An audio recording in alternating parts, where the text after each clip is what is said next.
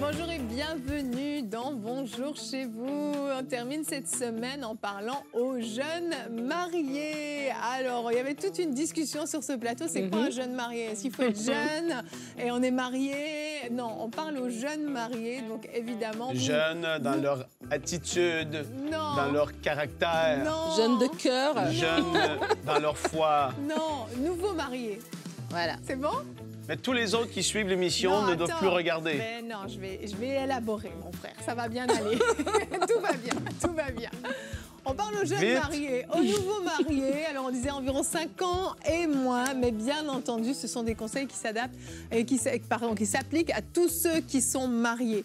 Mais l'objectif, c'est de pouvoir équiper les jeunes mariés pour éviter de vivre certaines situations, arriver à 10 ans de mariage, bang, une explosion parce que peut-être on a trop gardé de choses, peut-être on n'a pas réglé des choses, on n'a pas appris à bien communiquer. Vous savez, c'est l'accumulation dans le mariage qui peut créer des problèmes. Donc, on équipe ceux qui sont mariés depuis quelques années, mais ça s'adresse à tout le monde. Ça va mieux? Bien compris. C'est beau. Nadine peut la faire. Elle a 6 ans de mariage cette année, Nadine. Elle va pouvoir faire ça. J'ai combien d'années de mariage, Frank? À savoir... Je vais faire comme quand on parle de l'âge. Dans quelques mois, je vais avoir 15 ans de mariage. Mais tu sais l'âge de sa fille. Mais je sais bien. Ouais. J'ai... Allez, vas-y. Si tu le dis, ça va peut-être te faire... paraître plus vieille? Dis-le, assume. Va jusqu'au bout. Allez, Nadine. J'ai combien d'années de mariage? Elle a 28 ans de mariage. J'ai 23 ans cette année de mariage. 23! Hey. Ouais. Bon, moi, j'ai plus rien à dire dans cette émission-là. J'écoute juste Combien avec mon d'années de café mariage? ici que j'aime. 15 ans cette année, toi? Ouais, c'est ça. Ah ouais. Toi, c'est une petite différence. Hein. Toi et moi, tu es plus vieille que moi en Bien âge. sûr, d'environ Toi, 6 tu es mois. plus vieille que moi en âge. Absolument. Et donc, tu es plus vieille que moi en mariage aussi. Eh oui, nous, on a 16 ans. Oui, je sais, oui. Je sais. Une fois qu'on l'a dit, ça met déjà tout. Bref, je ne sais pas. Vous avez peut-être 2 ans, peut-être 6 mois de mariage ou peut-être 18 ans, peu importe. Ce sont des conseils qui sont utiles à tout âge. Et eux, on va commencer. Ça veut dire que Nadine est plus vieille que moi en âge aussi. Ben, clairement. Du sujet avec Tu dois me notre voyer à partir d'aujourd'hui. pensée du jour. Jingle, s'il vous plaît.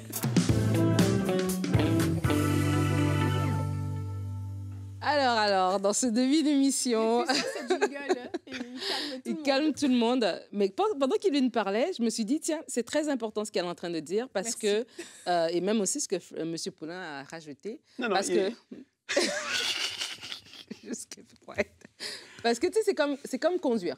Il y a des gens, quand on est un apprenti conducteur, on doit apprendre de la bonne manière. Et des fois, on voit des gens qui conduisent depuis plusieurs années. Ils ont leur permis, mais la façon de conduire, il y a des choses que tu te dis, ils sont plus prompts à avoir des accidents parce qu'ils ont une manière de conduire, ils ont mal appris en fait au départ. Et donc, c'est important de savoir que là, on est en train de parler des bases et on parle des choses qui sont bien d'apprendre dès le début. Donc, c'est vrai que si vous êtes nouvellement marié, ça fait 1 an, ça fait 5 ans, ça vous concerne parce que vous êtes encore au début où vous pouvez plus facilement redresser en fait la courbe si vous n'êtes pas en train de faire les bonnes choses. Mais évidemment, vous avez peut-être 20 ans de mariage et vous dites, mais on a toujours ce problème-là.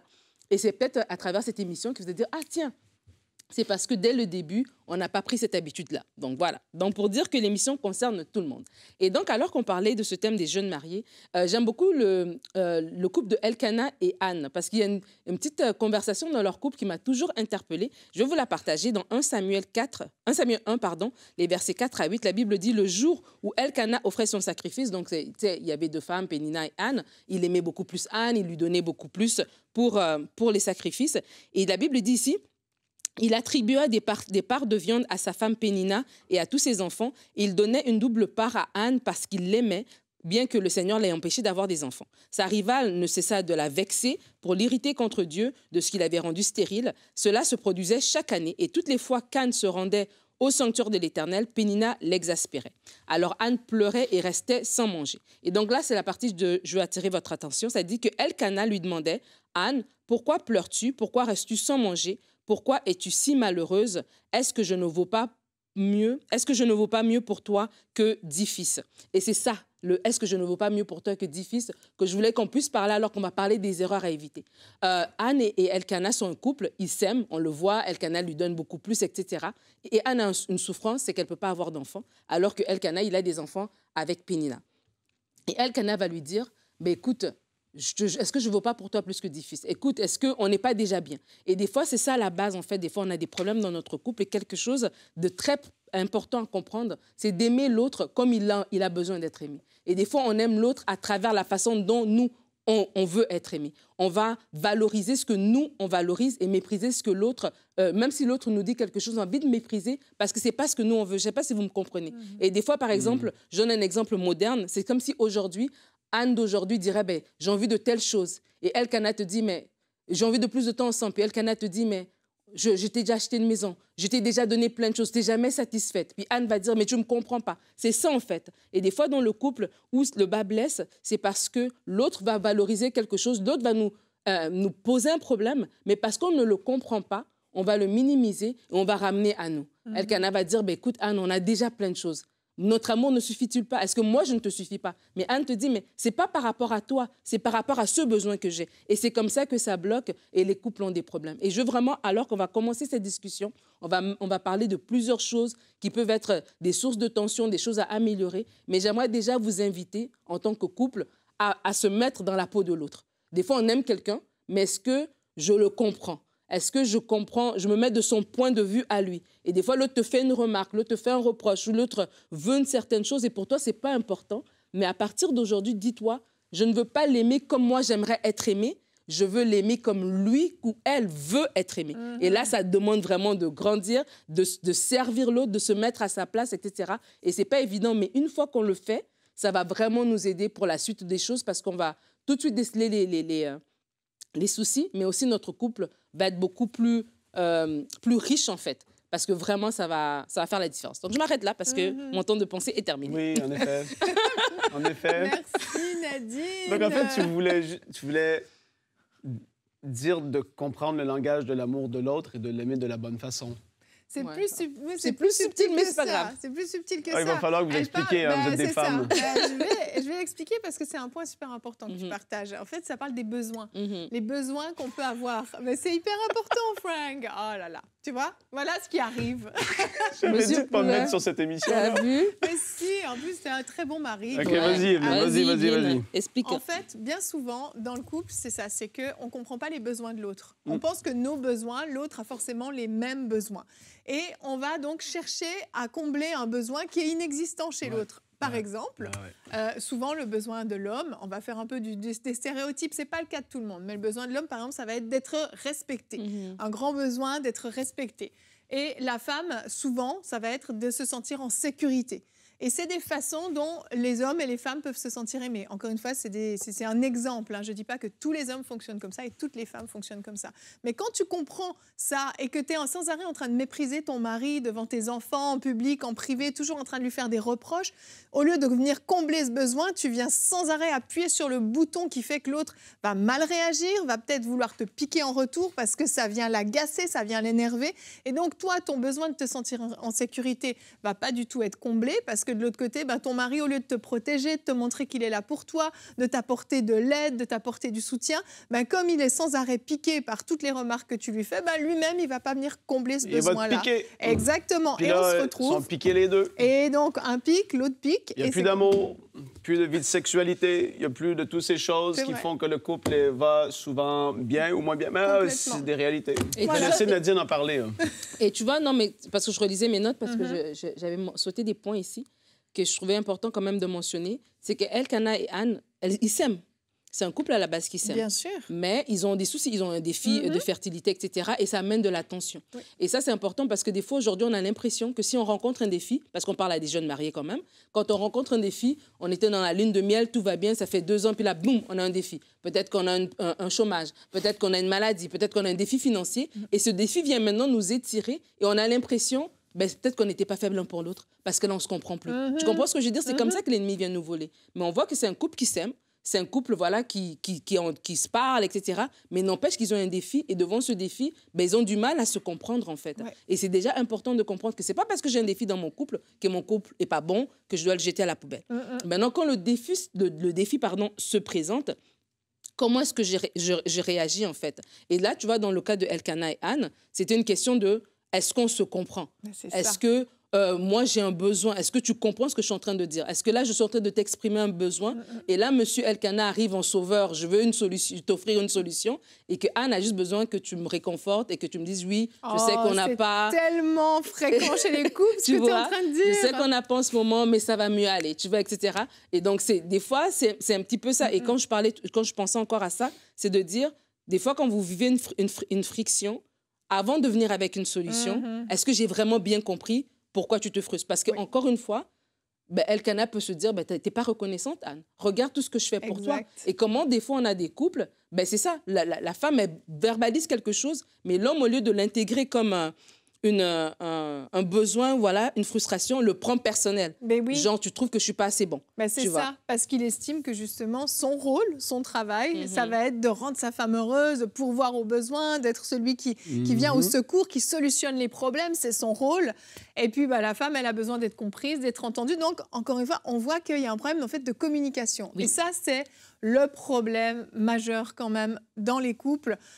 Vous êtes un jeune couple, assurez-vous de parler la même langue. Si un parle italien et l'autre parle, je ne sais pas, chinois, on risque pas d'être capable de communiquer. Et on ne communique pas tous de la même façon. Non. Des fois, il faut lire entre les lignes. Des fois, on dit vert et en fait, on voulait dire rouge. Et il faut être capable de se connaître. Et donc, ce que tu disais est hyper important. Reformuler, voici ce que j'ai compris de ce que tu m'as dit. Voilà. Est-ce que c'est ça que tu voulais dire? Ah non, pas du tout. Non, absolument pas. Là, Anne aurait pu dire, non, mais en fait, moi, je veux juste que tu me consoles, en fait. J'ai besoin d'être consolée. Là, j'ai mal. J'ai besoin de tes bras. J'ai besoin de ta consolation. Et juste, ça va aller. On va trouver une solution. Et ensuite... Mais tu es supposé le savoir. C'est ça que j'ai besoin. C'est supposé. Et ça, quand ça arrive, qu'est-ce qui arrive, ça? Ben ça, c'est vrai que... As-tu déjà fait ça, Nadine? C'est agaçant pour l'homme, je suis d'accord. Que les femmes puissent savoir, là, je le dis, que les hommes ne savent pas lire dans nos pensées. Mais oui. Ça, on ne le pense pas parce qu'on a l'impression, parce qu'on s'aime tellement, qu'on est sur le même diapason et que tu es supposé avoir compris. Et ça, pour les jeunes couples, c'est ça, de savoir que l'homme ne lit pas dans nos pensées, de savoir que ce qui s'est passé le matin, lui, quand il revient le soir, il a oublié. Et toi... C'est comme ça que ça fonctionne. Et c'est comme ça qu'il faut être. T'es sympa. Non, c'est pas vrai. Mais c'est la réalité. Des fois, même en 5 minutes. Ah non, mais c'est sûr. Et si t'es un gars qui est peu émotionnel ou qui grandit dans un foyer qui n'était pas comme ça, c'est sûr que il se passe le truc et puis... On passe à autre chose, quoi. Et même que tu vas fuir le problème, alors que ça va juste amener d'autres. Ça va amener d'autres problèmes. Tu vois, c'est pour ça que t'es sur ce plateau, Frank. Ouais, il fallait que ça serve à quelque chose. Le moment, quand même, qui déstabilise beaucoup de personnes, c'est l'arrivée du premier enfant. Ah, ça, c'est sûr. Et surtout quand ça va dépendre. Il y en a qui veulent vivre plusieurs années sans enfant au début, c'est correct. Il y en a d'autres que, voilà, ils veulent...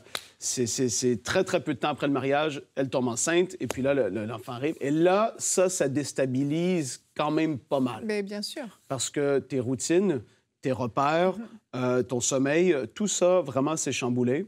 Et moi, je l'avais déjà dit, je m'étais dit à un moment donné, après 3 semaines, on était revenu à la maison, de l'hôpital. Parce que vous avez eu votre premier enfant tôt, quand même. Hein. On l'a eu dans le mariage, tu veux dire? Oui, dans le mariage. Ah oui, 100%. C'était, on s'est mariés et 3 mois après, elle est tombée enceinte.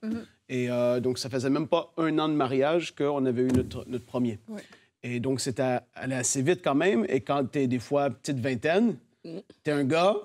t'es pas préparé forcément à ça. Et là, t'as tout ce qui va avec avoir un enfant. Des fois, l'accouchement est compliqué. Des fois, c'est pas simple.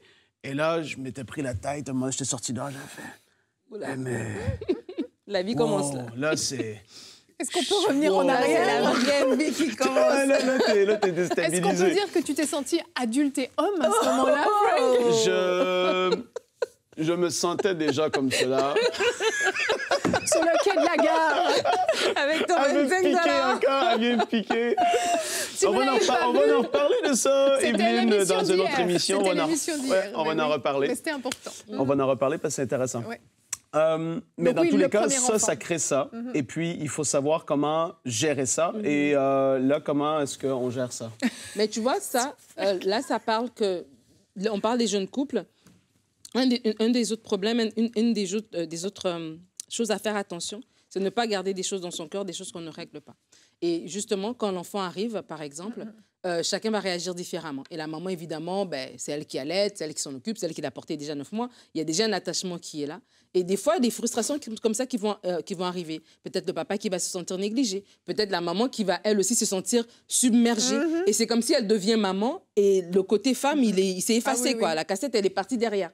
Et le temps, il faut aussi lui donner le temps de réapprendre, elle-même de s'approprier ce rôle-là, se réapproprier son rôle de femme, de comprendre que, voilà, c'est pas parce qu'elle est maman qu'elle n'est plus femme, se réapproprier son corps, etc. Donc, le papa doit être patient aussi, mais il faut aussi en parler, tu vois un peu. Et tout ça, mais des fois, on n'en parle pas. Ouais. Et ça fait des frustrations, ça garde des choses. Et peut-être le papa, il vient moins vers elle, donc elles se sont rejetées. Ou bien il veut d'elle. Elle veut pas. Et elle veut pas parce qu'elle est épuisée, etc. Et ça fait des frustrations. Donc, c'est l'importance, et on parlait de la communication, mais c'est encore de parler, de ne pas garder des choses. Vous n'êtes pas les premiers à vivre ce que vous vivez. On parle je crois que si on va dans la maison de Frank ou de Evelyn ou de moi et qu'on se rappelle comment c'était quand on est revenu de l'hôpital avec notre premier bébé, bon, les réalités sont similaires parce que c'est similaire pour même tout le sur monde. La route au retour, tu ne veux pas te taper un trou parce que le bébé est tellement petit, tu stresses un peu. J'y pense encore, je me dis, tu sais, on avait un petit sticker derrière sur la voiture qui disait bébé à bord. Ouais. Comme si les gens dans la rue se disent, oh ouais, ils vont faire attention. J'ai jamais compris à quoi servait cet autocollant. Ce qui arrive concrètement, pour tous les gars qui suivent, et puis si vous vous retrouvez dans cette situation-là, il faut que tu le saches et même tu l'anticipes. Si ta femme est enceinte, sache que tu n'aurais plus autant de temps que tu en avais avant. Ça, parce que des couples, surtout qui ont vécu plusieurs années ensemble avant d'avoir le premier bébé, tu avais tes routines, tout le monde travaillait, elle va au sport, toi, tous les semaines, tu joues 2 fois à tel sport, tu fais tes choses. Et là, mais vraiment, quand même, ça crée un blocage. C'est comme le monde arrête de tourner un minimum, parce que, surtout les premiers mois, parce que tu dois tellement te réadapter et tout. Et moi, j'avais dû faire... ben voilà, il faut que tu fasses attention de pas plus avoir de temps pour toi du tout, zéro. Parce que là, ça va te siphonner en tant que gars en plus. Tu te retrouves que tu vas te dire, mais c'est ça, avoir une famille, c'est ça, être comme ça. Et il faut avoir des endroits où est-ce que tu peux quand même un minimum t'évader. Tu gardes un minimum de sport dans ta vie, tu gardes un minimum de routine. Autant pour la femme, vous pourrez en parler, mais pour le gars, c'est important, très important, parce que ça vient vraiment chambouler des choses. Moi, ça, c'était la chose numéro 1 que j'ai dû faire attention, c'était ça, de quand même pouvoir garder un rythme de vie qui soit un peu plus là. Quand que l'enfant arrive, si les 2 parents sont en congé maternité, en plus, tu n'as plus de travail, tu es tellement dans ta bulle de famille et tout que de pouvoir faire des sorties de temps en temps, ça fait du bien.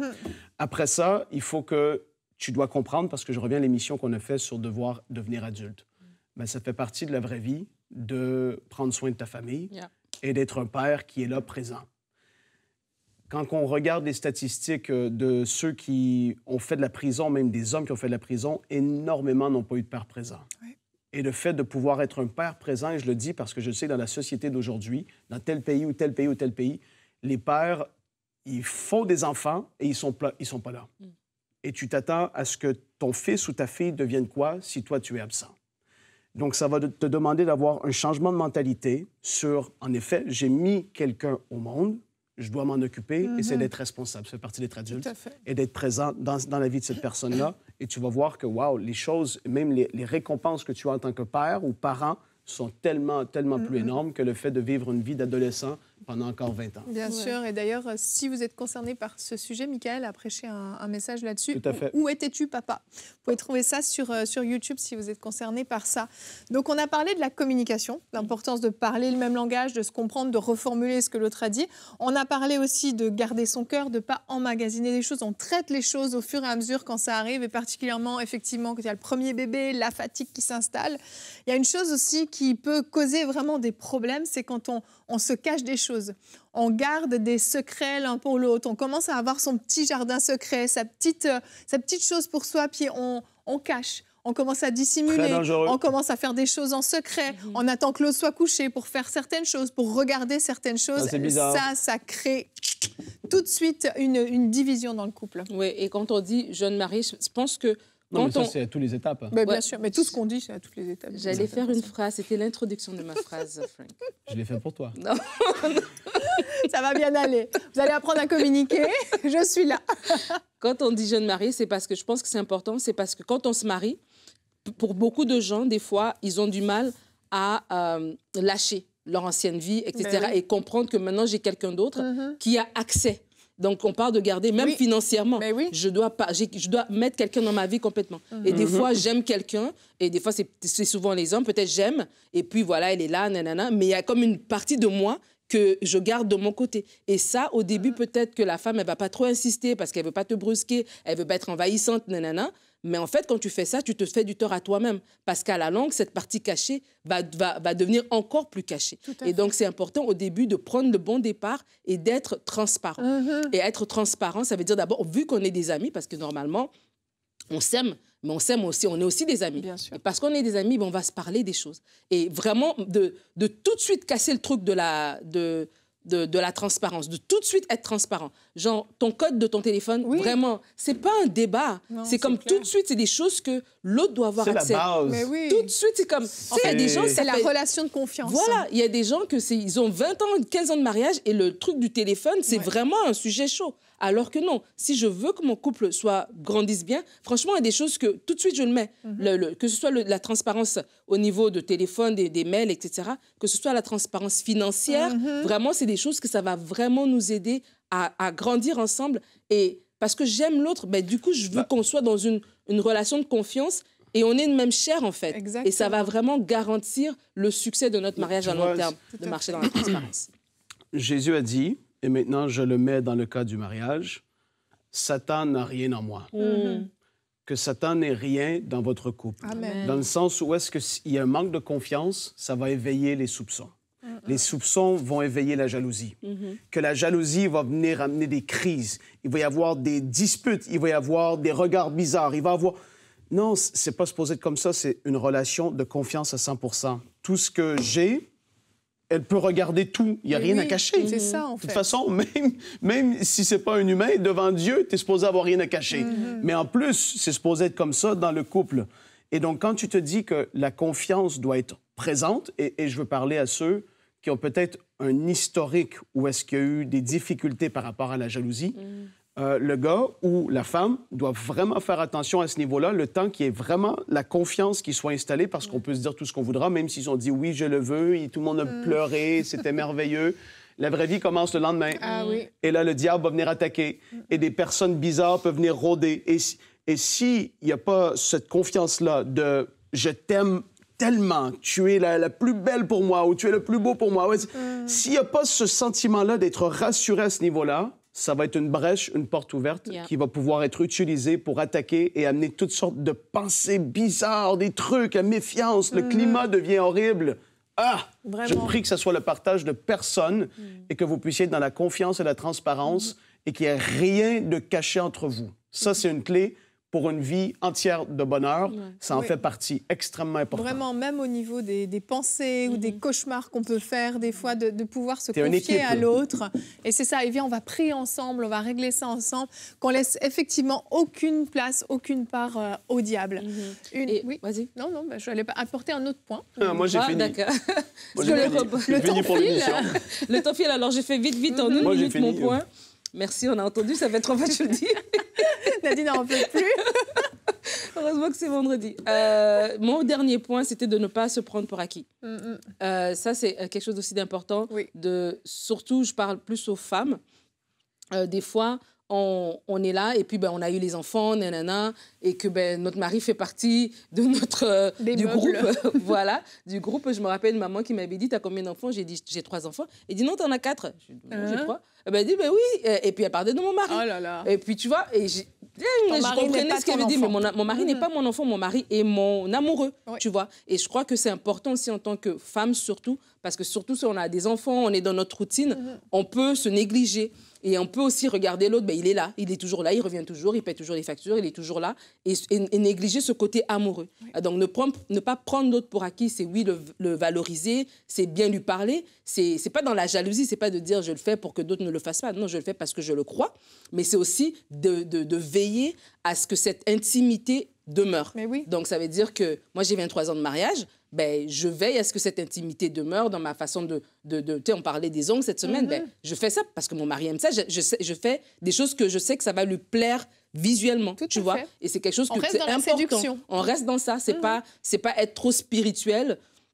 C'est pas être charnel de faire ça, en fait. On n'est pas trop spirituel pour dire je veux pas plaire à mon mari. Chaque femme devrait chercher à plaire physiquement à son mari. Et c'est selon les critères, chacun son truc, selon les critères de ton mari. Et chaque homme aussi, inversement, devrait chercher à plaire à sa femme pour que ce feu demeure. Et ça, c'est hyper important de le commencer dès le début, parce que des fois, on ne le commence pas et puis on ne s'en rend pas compte. Puis après, là, on est 2 frères et sœurs dans la maison. Exactement, et je crois qu'il n'y a rien de plus agréable que quand ton conjoint te dit que tu es belle ou que tu es beau. Ouais, tu vois, te désire, qu'on se regarde encore avec des paillettes dans les yeux, je pense que c'est vraiment quelque chose qui est hyper important. Donc on reste dans cette dimension-là. On a encore plusieurs autres points à partager, mais on va faire très rapidement. Je pense que le point majeur, c'est de savoir qu'on fait passer l'intérêt de l'autre avant le sien. Et ça, c'est quelque chose qu'on oublie parfois, et particulièrement quand on est très fatigué. Tu parlais du premier enfant. La fatigue fait qu'on devient très centré sur soi. Ma fatigue, mes besoins, j'ai faim, j'ai envie de ci, j'ai envie de ça. Et on oublie un peu les besoins de l'autre. Et je crois que vraiment, un des grands points de discordance aussi dans les couples, c'est ça. On cherche tellement notre intérêt qu'on ne cherche plus l'intérêt de l'autre. J'ai envie de regarder ce film-là, j'ai envie d'aller dans tel restaurant, j'ai envie de rester à la maison, j'ai envie. Mais qu'est-ce que l'autre a envie? Qu'est-ce que ton conjoint aime faire? Qu'est-ce qu'il apprécie comme sortie? Et de temps en temps, tu fais un effort pour l'autre, tu cherches à lui faire plaisir et en fait, toi-même, t'es comblé parce qu'en retour, l'autre est content et il te le rend bien. Et on cherche mutuellement l'intérêt de l'autre. Si je cherche l'intérêt de mon mari et que mon mari cherche mon intérêt, on sera tous les deux comblés en fait. Et ça, je crois que c'est vraiment important dans une société qui est de plus en plus égoïste, ça vaut la peine. Tu voulais ajouter quelque chose? Vous vouliez ajouter quelque chose? Il y a plusieurs points, donc du coup. Moi, j'ai plus de points. J'ai dit, on a encore plusieurs choses, mais je vais m'arrêter sur un. Est-ce qu'il y avait une liste qu'on devait suivre? Non, Frank, pas du tout. Pas du tout. Est-ce qu'il y a des mails qui sont envoyés avec les thèmes des émissions? Est-ce que, Frank... Quelle question. Pas Frank. Frank, il est liberté totale. Je vais terminer avec notre verset du jour, que vous connaissez très, très bien, mais j'aimerais vous inviter à prendre le temps avec votre époux, votre épouse, à vous arrêter sur chaque point, puis de dire, est-ce qu'on s'aime comme ça, nous? Comment on peut progresser dans la façon dont on s'aime? 1 Corinthiens 13, versets 4 à 7, mais vous pouvez aller jusqu'au 8 si vous le voulez. L'amour est patient, il est plein de bonté. L'amour n'est pas envieux, l'amour ne se vante pas, l'amour ne s'enfle pas d'orgueil, il ne fait rien de malhonnête, il ne cherche pas son intérêt, il ne s'irrite pas, il ne soupçonne pas le mal, il ne se réjouit pas de l'injustice, mais il se réjouit de la vérité. Il pardonne tout, il croit tout, il espère tout, il supporte tout. Voilà qui termine à merveille cette émission. Beau. C'est beau, c'est trop beau. C'est la Bible, c'est pas moi, c'est juste la Bible. Mais c'est magnifique et c'est comme ça qu'on est censé s'aimer dans les couples. C'est cet amour-là qu'on est censé manifester. On grandit tous là-dedans, on est bien conscient que c'est pas toujours tout rose et que des fois, il y a des circonstances qui font qu'on n'est pas toujours à la hauteur. N'ayez pas peur de demander pardon, de reconnaître vos erreurs, de reconnaître vos torts et surtout, maintenez toujours la communication. Ne rompez jamais la communication. Gardez toujours ce lien. C'est essentiel que vous puissiez vous parler, que vous puissiez partager ce que vous ressentez, ce que vous vivez. Et puis, prendre le temps de régler les problèmes. Une fois qu'ils surgissent, attendez pas 2, 3, 4 jours, une semaine, un mois, voire plusieurs années. On traite les problèmes quand ils arrivent, on solutionne ensemble et on continue, on va de l'avant. Ce qui est passé est derrière, on va de l'avant. On prie vraiment que votre couple soit heureux, épanoui, que vous puissiez grandir dans votre amour, dans votre compréhension mutuelle et que vous puissiez aller jusqu'à 20, 30, 40, 50, 60 ans de mariage et 70. plus. Mais oui, il fallait juste que je m'arrête à un moment donné, mais on peut continuer jusqu'à 100 ans de mariage si vous voulez. Allez, on vous souhaite un très bon week-end. Soyez heureux. Bonjour chez